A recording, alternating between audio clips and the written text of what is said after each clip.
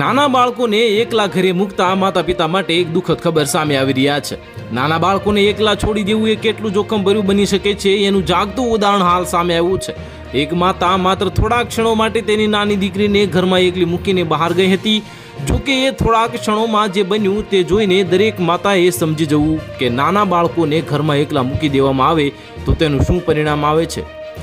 આજે સવારે કાત્રજ પુણેથી એક ચોંકાવનારી ઘટના સામે આવી છે। એક માતા પોતાની મોટી દીકરીને સ્કૂલે મૂકવા માટે થોડા સમય માટે ઘરમાંથી બહાર ગઈ હતી અને આ દરમિયાન તેની 4 વર્ષની નાની દીકરીને તેણે ઘરમાં એકલી મૂકી હતી અને હવે વાત એમ છે કે 4 વર્ષની નાની દીકરી રમતા રમતા બારી તરફ ગઈ અને ત્યાંથી લપસી જતા તે ધાર પર લટકતી રહી।